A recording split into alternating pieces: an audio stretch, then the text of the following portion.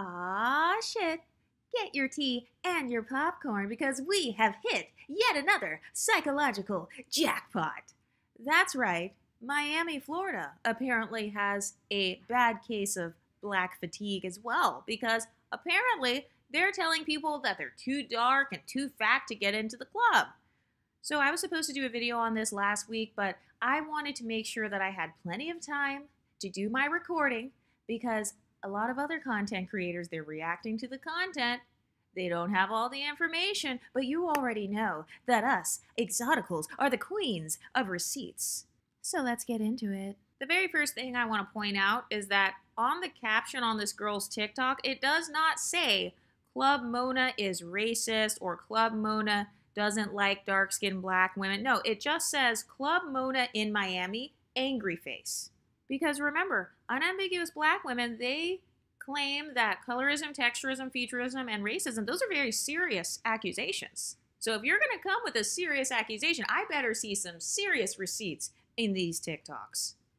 Yeah, y'all, I'm trying to figure out why I'm in the middle of Miami. Literally at what time? It's 12:44. At 12:44, we go to a club called Mona. Do you know this club told me I'm too dark? Okay, pause. She just said, do you know this club told me I'm too dark? So a club is actually just a building. That's an organization. Okay, so buildings cannot speak. A building is an inanimate object. So if you're telling me that an entire organization is truly racist and they're upholding things like colorism, texturism, featureism, basically they'd be upholding a form of segregation, which is illegal. If you're telling me that that's what they're doing, then what is the name of the person? Anytime an unambiguous woman says so-and-so's colorist, I immediately ask them, okay, what are their names? What are their names? Because if I was going through that, let's say I was in her shoes. If I come across some institution where they're genuinely racist and they tell me at the door, you cannot come in because you are black, instead of taking out my phone to record a TikTok, I would immediately take out my phone so that I could film the person. I want to take a picture of who said it. I want to ask to speak to a manager. I want to document the date and the time and make sure that I have witnesses so I can get my millions. You can sue people for doing stuff like that. So instead of filming a TikTok, why would I not be gathering evidence? I want to make sure that I have as many pieces of evidence as possible so that when I take Club Mona to court, that I have everything I need so that I can get paid. So notice how she's starting off the TikTok within 5 seconds. She can't name any names because all she said was Club Mona told me that. What do you mean by Club Mona? You didn't name anybody's names. Was it the security guard? You know, was it the doorman at the front? Was it the owner of Club Mona? She doesn't go into any detail, but that's only in the first 5 seconds. Let's continue. And too thick. Didn't let her in because she's too thick. Wait a minute, pause. So now you're saying they didn't let her in because she's too thick. So you're telling me that you went to Club Mona, you stood in the line, and when you got to the door, they said you cannot get in because you are too dark, and so then you stepped out of the line. And then your friend behind you, they said you cannot get in because you are too thick. So you've actually got 2 lawsuits now. You got 2 lawsuits. So they're denying you entry into a place because you are too dark and too thick. And once again, she didn't say any names. She didn't say the name of who said that.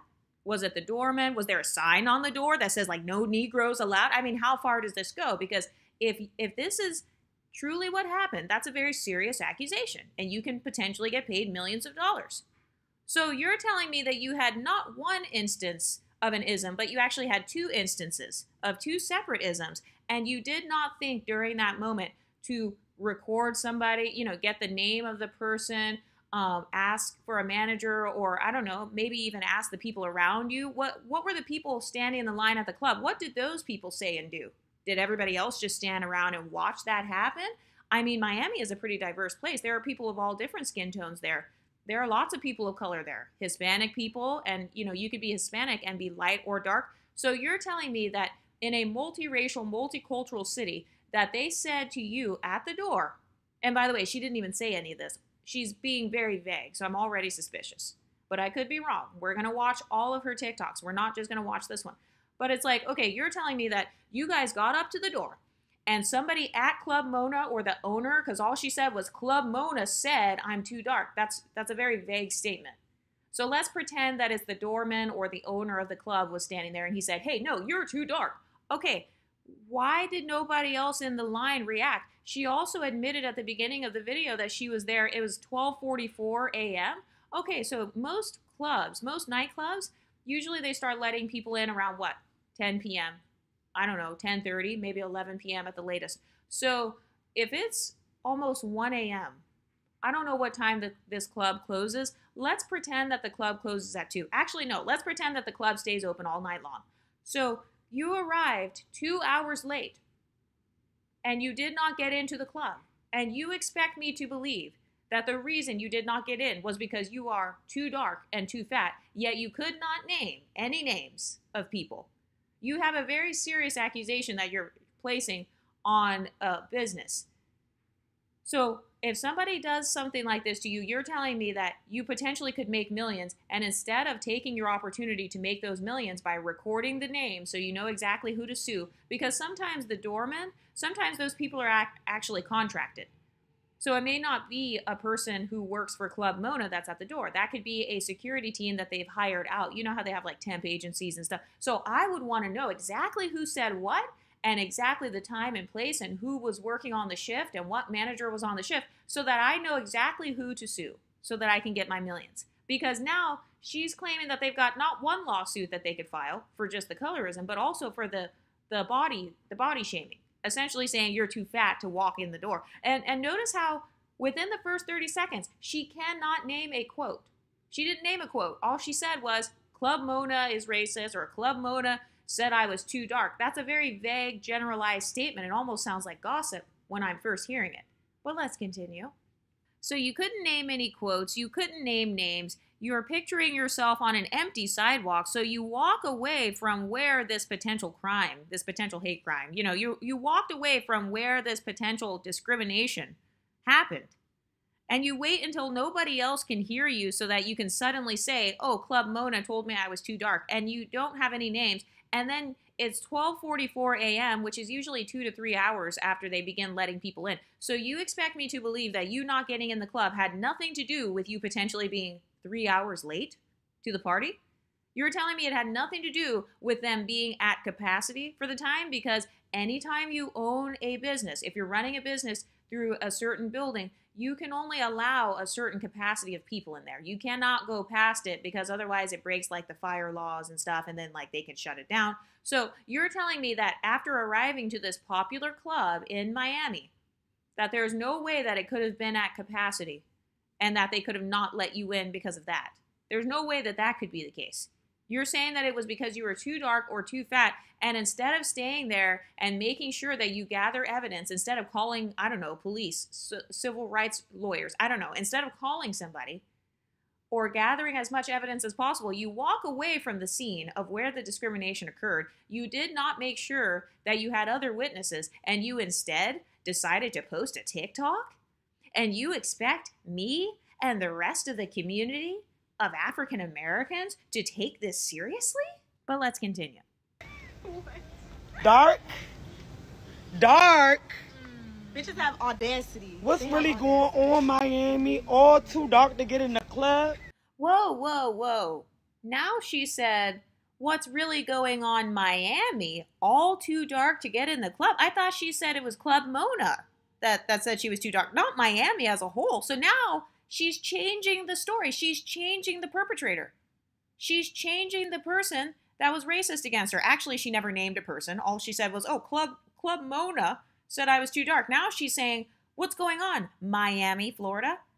So now apparently Miami, Florida, as an entire city, is racist. And then she said, we're all too dark. Wait a minute. You just said a couple seconds ago that the light-skinned girl, that she was too fat, not too dark.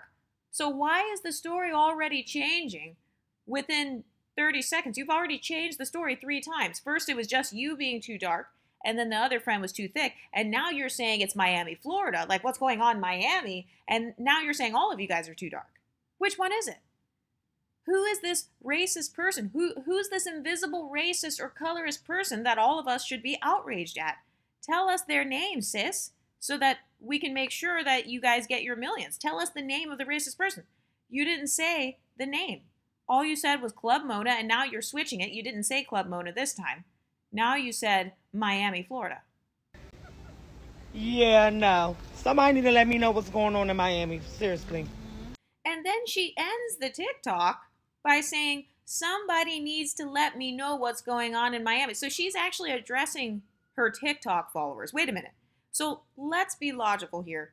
If you were to encounter genuine racism or somebody was genuinely discriminating against you, and they actually said to you, hey, you're too dark to get in, you're too fat to walk in, do you think that you would choose to film a TikTok? I mean, if somebody did something like that to me, I know I'd be very upset. I might even cry. I might ask for a manager. I certainly wouldn't ask my TikTok followers to tell me what's going on in Miami. What do you mean ask you? What do you mean they need to tell you what's going on in Miami? Why would I turn to TikTok if I'm dealing with an extremely serious situation, especially something where there's money on the line, where I could get, paid, I could sue them? Why would I turn to TikTok? Why would I not call an actual person that can help me? Also, notice how she doesn't have an actual story of what happened. All she's doing is essentially creating a TikTok post saying, Club Mona is racist. Club Mona is colorist. They said we're too dark and too thick to get in. But then she doesn't tell the story of what happened. She didn't say, it's like, sis, what happened? Did you walk up to the door?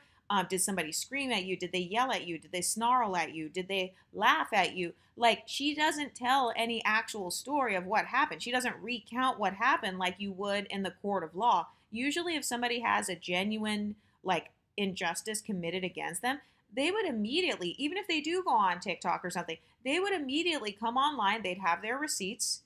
They'd be trying to get as much media attention as possible, and they would be able to tell you from beginning to end, hey, this is what happened. I walked up to the door. There was a tall black doorman, or, that's another thing. What was the race of the person? Like, if somebody genuinely did say this, and I'm not saying it didn't happen, all I'm saying is that she did change the story 3 times.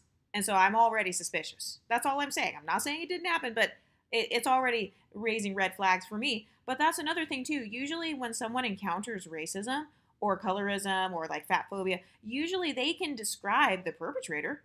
Usually they'll say something like, oh, it was a tall, light-skinned girl that bullied me in school and she was colorist. Or, in the case of Club Mona, why didn't she say, hey, the tall white man at the door, he's a tall 6-foot old white man named John. He was standing at the door at Club Mona. He said, I can't get in because I'm too dark. Why doesn't she have any descriptors of the actual person who said this? Let's take a look at some of her other TikToks. Apparently, black girls are not welcome in South Beach.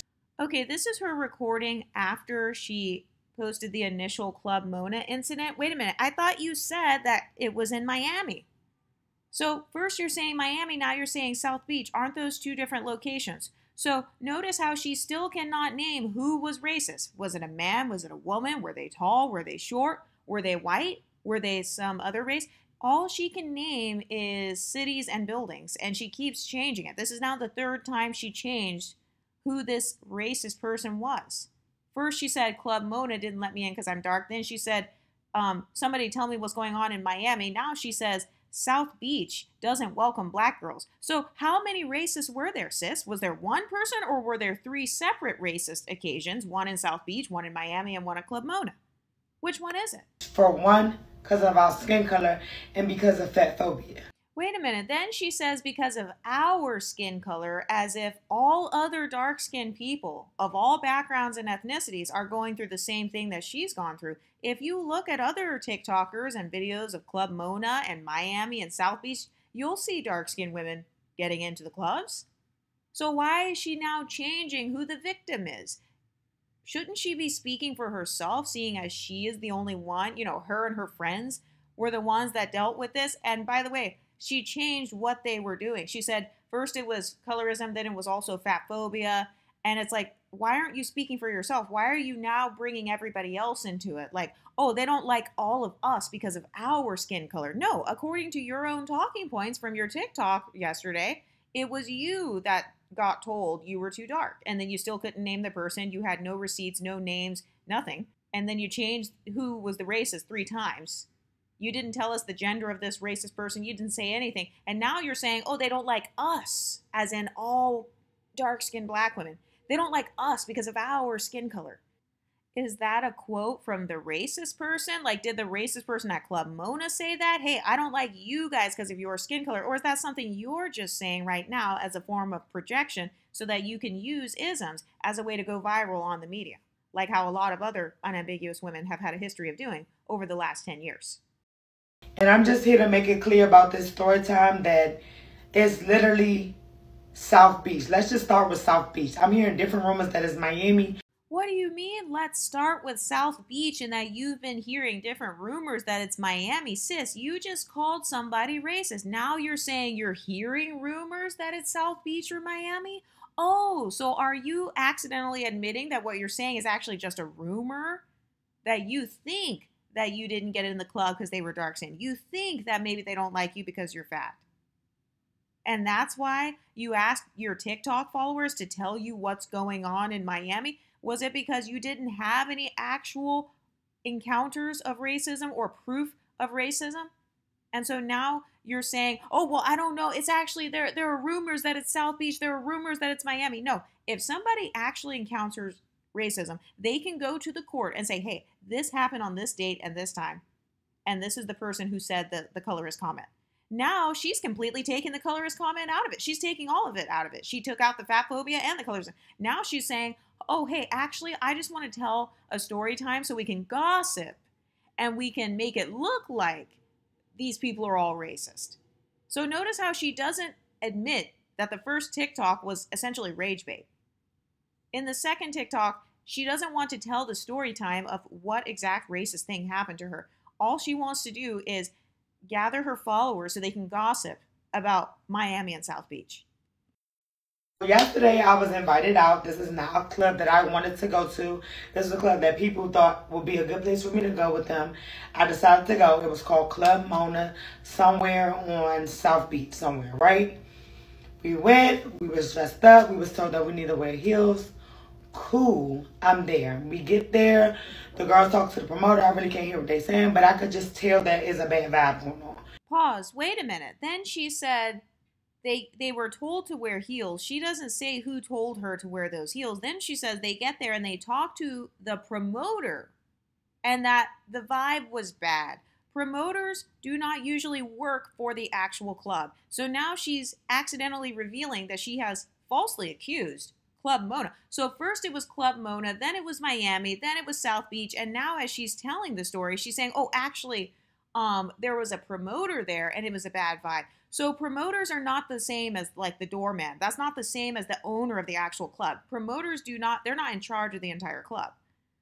So if the promoter was the one who was colorist, which she did not say the promoter was, but I haven't finished the story, but it's like if the promoter there's a bad vibe with the promoter. She even admitted a couple seconds ago, she said there was a bad vibe, but she didn't know what was going on. Okay, so she's revealing that she doesn't have all the information.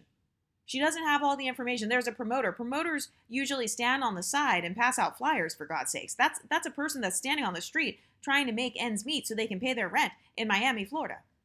The people who are promoters, some of those guys are they're selling tickets, or maybe they try to get a cut out of the door fees or something. That's not a person that even works for the club. A lot of times those are people who work for themselves. Maybe they built connections with people at the clubs, but they're really just the one who kind of tells you about the nightlife. That's very similar to the people in Vegas who are like, hey, you should go to this bar, you should go to this casino. So that's not Club Mona. That is an individual. And by the way, why didn't she name the promoter's name and say, hey, this promoter was colorist against me? And by the way, the promoter, again, they cannot control who gets in the club and who does not, because they don't actually work for the club in most cases. They just work for themselves. That's no different than like a travel agent, or like, you know how you have somebody who books the excursions for you if you go on a vacation or something. That is very similar to like what a club promoter would do, except the only difference is that's with nightlife. So now she's accidentally exposing that actually it wasn't Club Mona. She said there was a bad vibe. She didn't say colorism. She didn't say fat phobia. All she said was there was a bad vibe with the promoter and I didn't know what was going on. Let's continue. Whatever the case may be. Boom. When we leaving, we basically was letting know that we wasn't getting in. She exposes herself again right here. Then she says, when we were leaving. So she admitted that they voluntarily left. So she accidentally exposed herself again because she was not turned away at the door for being too dark as what was implied in the first TikTok. You know, like if I would have just only watched that TikTok, I would have been like, oh my God, they stopped her at the door as if they had a paper bag test or something and said, you can't come in, you're too dark. Or as if they had a scale at the door, like, oh, you weigh more than 200 pounds, you can't get in. No, now she said that they actually voluntarily left. Whatever the case may be. Boom, when we leaving, we basically was letting know that we wasn't getting in. Then she said, boom, when we leaving, we basically was letting know that we wasn't getting in. So that's very bad English, but I'm assuming she's talking about the promoter. Like she was, you know, they were leaving and she was letting the promoter know we weren't getting in. So that's a totally different, that paints a different picture than what she implied in the first TikTok. So it's not that she was turned away at the door, it's that they arrived, most likely, a couple hours late because she told the time in the first one. Remember, she said 12:44 a.m.? So they came a couple hours late. They were not getting in, and then she said she was letting know that she wasn't getting in. She doesn't go into detail, but I'm just going to assume that she's implying that she was letting the promoter know, because usually the promoters stand off to the side on the street. So she was probably letting the promoter know that she wasn't getting in, but let's continue. But they also said that we paid a certain amount of money they was going to let us in, which of course we was not going to do, because why would I pay y'all money and y'all didn't even want me in y'all club in the first place?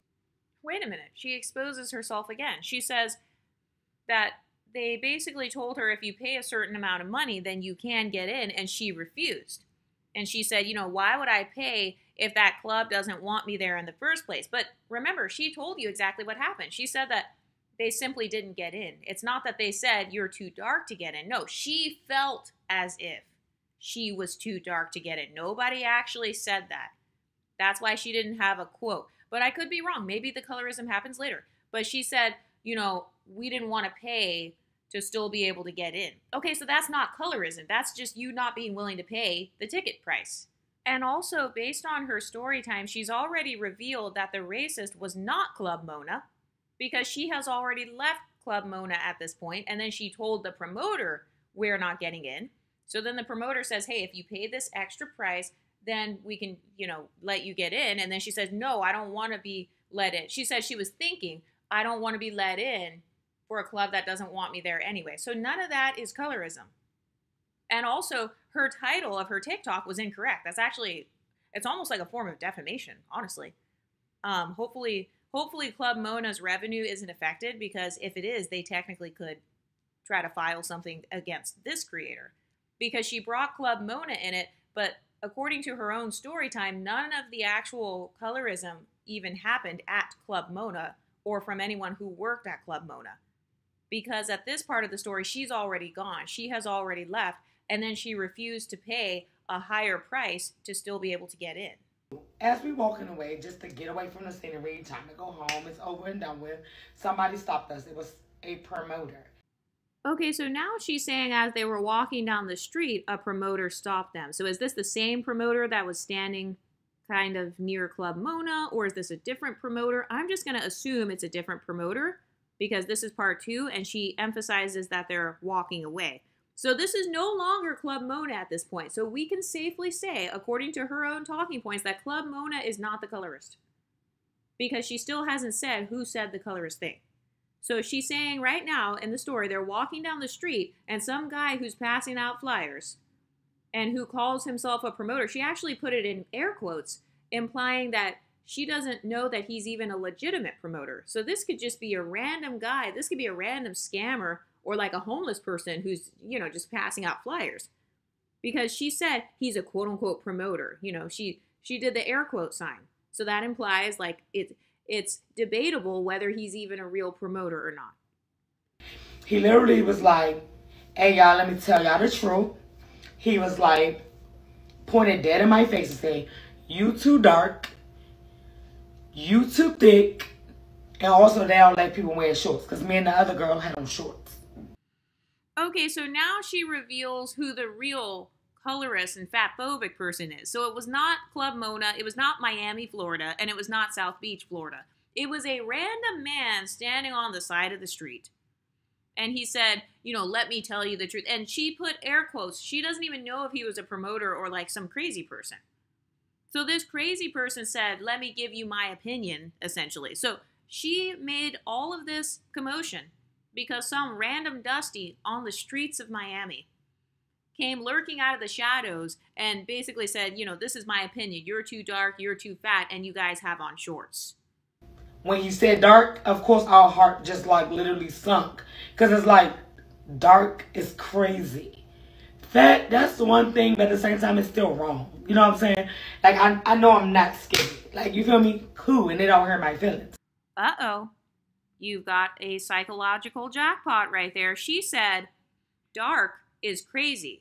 If you call me fat, I know that I'm not skinny, so that doesn't hurt my feelings. But call me dark and I'm offended. So she's implying that she did not identify as being dark. And so to have somebody random on the street saying that she would be too dark, she said that offended her. So she's admitting the fact that, maybe she's one of those girls that says, I identify as brown skin or whatever. So being called dark, that was shocking and offensive. And then she qualified it by saying, hey, if you call me fat, like I know I'm fat because it's very obvious. But calling me dark, it's actually not so obvious that I'm dark. So she's basically offended at being called dark. But saying that I'm dark, that's colorism. That's being a colorist.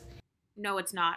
Stating an opinion or, I don't know the race of the person that said that she was dark, but describing a person and trying to describe their skin tone and, if they are relatively dark compared to you or if they're dark compared to the rest of your community, that is not colorism.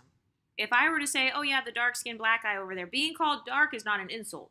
Now, if Club Mona would have said, you cannot come into our establishment because you're too dark, yes, then you could try to make an argument there. But a random man on the side of the street that you don't even know whether or not he's a promoter, you had to put air quotes saying, basically you're unsure if this man even has a job.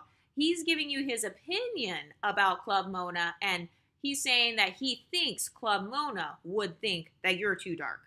So she reveals that she's just offended at the title of being called dark. And also, my question is, if you were that offended, why did you not say anything to the guy? And again, if you want justice for the colorism, why didn't you say, so-and-so man on the side of the street, he's racist, I want to sue him. He's colorist, I want to sue him. No, you had to bring Club Mona into it because you knew that that would get you more attention.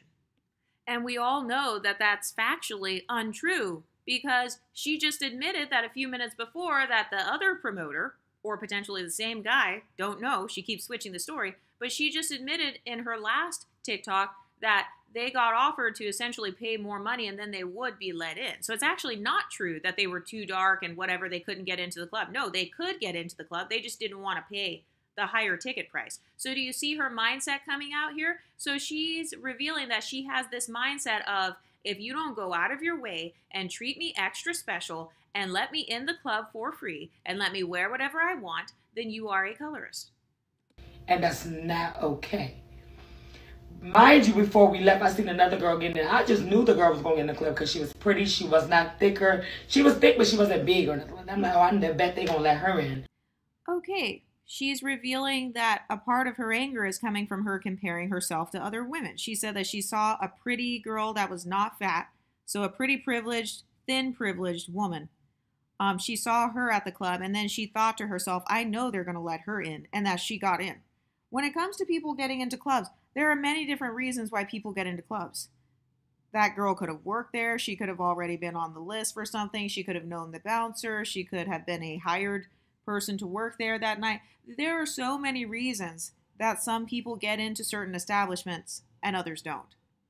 But notice how she projects colorism onto it. She's basically putting all of these puzzle pieces together, and then she's deciding in her own mind that South Beach and Miami and Club Mona and this promoter are colorist. When in reality, it was really just the promoter on the side of the street. Remember, she said she doesn't really know if he's even a promoter. So it was a random Dusty on the side of the street that thinks that they would have been too dark, but her experiences prove that that was false. So she's allowing this insult because she views it as an insult to be called dark, as she said. So she's taking this man's insult of calling her dark, and then she's taking her not getting into the club, and then she's putting the third piece together of this pretty ambiguous woman or non-black woman getting in. She's putting those three pieces together as evidence that Club Mona, Miami, and South Beach are all colorists. Well, no problem. I see her walking down the street, and that's who's also in the video in the red dress. They didn't let her in, told her she was too thick. Wait a minute. So is this the same girl that was in your TikTok? You just said that she got in, and now you're saying, oh, actually, no, she didn't get in. So do you see how, once again, she's confusing us? Like, which person is it? She's confused. Like, is there one promoter? Are there two promoters? Is there just the girl in the red dress from the TikTok? And did she get in or did she not get in? And then she says that the girl in the red dress said that they told her she was too thick. So again, receipts. Why don't we have any receipts from the girl in the red dress then? And was it Club Mona that said she was too thick? Or was it that random Dusty who was harassing people and, you know, randomly giving his opinion? Was he the one who told her she's too thick? She doesn't go into detail. Mind you, the promoter let us know that too thick was just the nice way of saying it. Basically saying that we're fat. So that means there's a fat phobia. And what? That's not okay. Okay? Okay, but the promoter saying that he thinks that they would think you guys are fat, he's not a representative of Club Mona. Why are you internalizing what a random Dusty on the side of the street says? If this man truly had so much power, then he would be able to get you into the club. He wouldn't be standing on the side of the street, for God's sakes. And also, this man has nothing to do with Club Mona. He does not work at Club Mona. You said that you saw him as you were walking down the sidewalk to get away from Club Mona. So this could be a homeless man for all we know. So do you see this external locus of control? She allowed the opinion of a random Dusty on the side of the street to get her that rattled and to get her all riled up. People kept on saying, like, girl, how you don't know this happened in Miami? How you don't know Miami like this? I'm not from Miami. I'm from Washington, D.C., literally. Like, Chocolate City. It's okay to be dark in my city. Okay, so then she says that random strangers are now popping up out of nowhere on the sidewalk and saying, girl, you don't know this is how Miami is? Okay, what culture of people speak like that? Because now I'm starting to think that everybody here is black. I'm starting to think that the promoter is a black guy, or the Dusty promoter, you know, the homeless guy. I'm starting to think that he's black or maybe black adjacent. I'm starting to think that these are random black people walking down the street and saying this, because it doesn't really sound realistic to me that random white women would be walking on the sidewalk saying, girl, you don't know how that is in Miami. They don't let black people in. Do you really think random white people would be saying that? No. So it sounds like she allowed the opinions of random people with random inferiority complexes. She allowed those strangers to internalize that. You know, she internalized what all these random strangers said on a drunken night in Miami at 12:44 a.m. When we go out to the club, girls do get in the club. It's not a problem. As long as you dress the way you're supposed to be dressed and you're pretty. Or whatever the case may be. You looking how you're supposed to look in the club. Okay, well, she did admit that her and her friend were not dressed properly. She admitted that earlier in one of the earlier TikToks. She said that they were wearing shorts, or you're not supposed to wear shorts or whatever. So they were not in the dress code. So even if they did get turned away at the door, it would have been for the dress code, not because of colorism or fat phobia. It shouldn't be a problem. People that, to your opinion, might not be pretty, they still get in our clubs. We don't do that. And then for the people that say, I'm lying, I don't have to lie about my skin. Someone talk about my skin color. Nobody said you were lying about somebody talking about your skin color. I think that if people accuse you of lying, it's because you changed the story 3 times within the first 30 seconds of the first TikTok. You changed the scenario. First, the demon was Club Mona, and then the bad guy was Miami, and then you changed the location to South Beach, and now you're saying it was not the first promoter, but a second promoter who you don't even know whether or not he was a promoter, that he gave his opinion that you were dark. So I think that when people are accusing you of lying, it's because you keep on changing the story within seconds, and you keep on changing the people and the scenarios. Like the girl with the red dress. First you said, oh, I know she's going to get in, and then she got in, and now you're saying, oh, actually, no, she didn't get in because she was too fat. So there is a lie somewhere in there, because it's like, yeah, which one is it? So we already know that Club Mona being racist, we already know that that's a lie, because when you told the story, you were not even at Club Mona when the man called you dark. And by the way, being called dark that's not an insult. But if you're offended by that, that didn't even happen at Club Mona. That didn't happen with any Club Mona employees. Why would I bring up my skin color? I love my skin color. Why would I just randomly bring up somebody's skin color? I'm out here in Miami on a full paid expense brand trip right now. I have no reason to do that. I'm here on this trip of all races. A company that was started by a race that's not even black. Why would I make this up to cause commotion? Like this, they want me to be silent, and I don't feel like that I need to be silent. Who is they? She just said, they want me to be silent, and I don't feel like I need to be silent. Who's they? Who are these invisible white racist colorist people who are telling you, oh, you need to be silent? Who told you that? Who said that? What are their names? Oh, they don't exist. That's a random colonizer living in your mind. It's wrong. It's not okay. Y'all using black people for entertainment on y'all website. Rick Ross, Kodak Black, using on them, taking all these club photos with them. But you can't let their people come in. Oh, I'm not good enough to walk in the club or even pay at the door to come in your club. Oh, she just changed the story again. In part 1 of the TikTok, she said that the promoter that was standing off to the side, that he offered for them to be able to pay to actually get in, but she said she didn't want to pay a high ticket price to be able to get in because she already felt like she wasn't wanted, even though Club Mona never said that, and so then she walked away. Now she's saying, oh, they don't even want to let you pay at the door to get in. Do you see the switch up there? Which one is it? But you wanted a certain amount of money to let us in, like you were just going to rob us clean of the money. And then all the hate comments, it's ridiculous. Wait a minute. Now she's going back again and saying, oh, but you just wanted to charge us a super high amount of money. You just wanted to rob us. You wanted to rob us clean in order to get in. I thought you just said that you couldn't get in and you couldn't pay at the door. Now, seconds later, you're saying, oh, actually, we could pay to get in, but it was a high price. It's discrimination. I don't care. It doesn't matter. Not only that, those type of words like, I'm built different than another female. Like, y'all hurt them other girls. Them girls cried. Them girls were upset. Them girls are now have insecurities. Them girls are now thinking other things about themselves. Like, it's just unacceptable. Like, I don't know how to say it. Okay, so now she's saying that women were crying. Who cried? What are their names? Is it the woman in the red dress who you said got into the club, but then you said, oh, wait, no, she didn't get into the club? Who was crying? So now she's saying people were crying too? So Club Mona was racist, even though she has still not told any stories of them being racist. Then she said the promoter was being colorist and that the promoter called her dark. Then she said that the girl in the red dress got in. Oh, wait, but actually, no, she didn't get in. And now she's saying that women are crying because, you know, they feel fat. Like they're developing new insecurities. So you're telling me that you know the insecurities of random women standing in line at Club Mona? So you can read minds now. Interesting. I didn't even know the video was going to do all that. I never knew that so many people was going to stand with this. Like, it's wrong. It's wrong. And I just want to say thank you to everybody that's standing with me beside me, literally DMing me on the love, telling me how y'all stand with me and y'all support me, and y'all really going hard about it.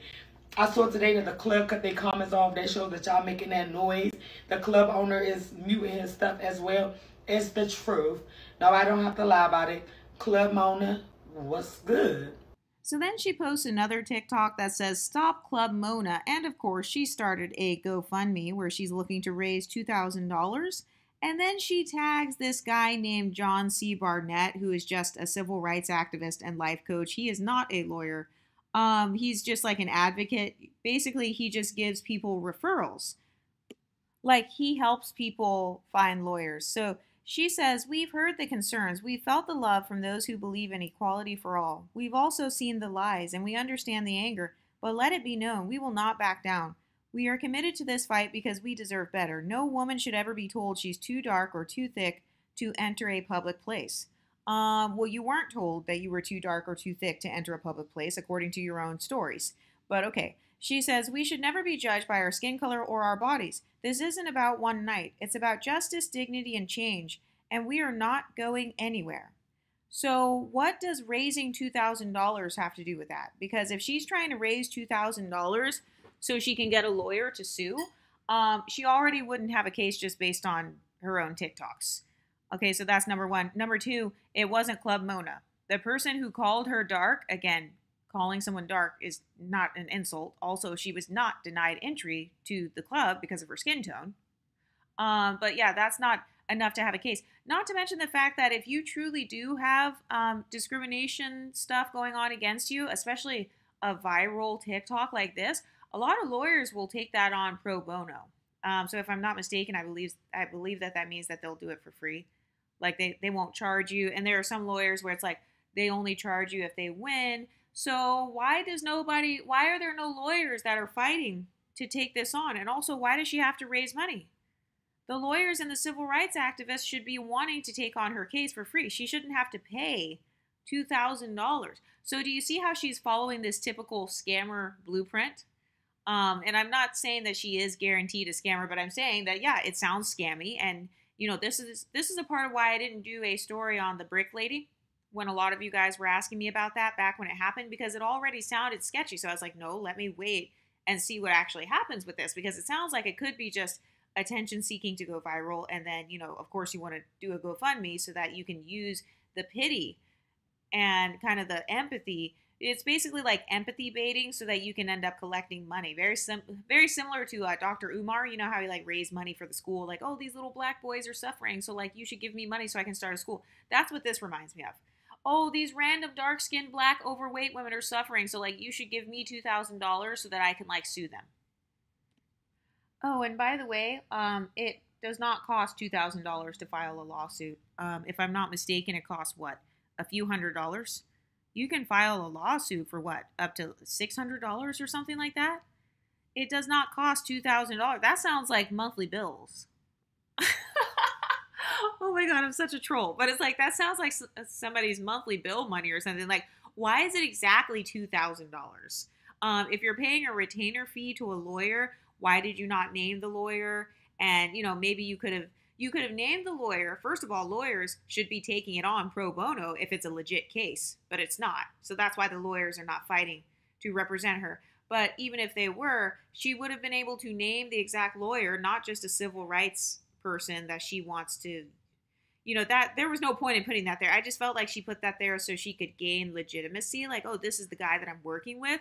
He is a life coach from North Carolina. You told us that you were from DC or you live in DC and that this incident happened in Miami.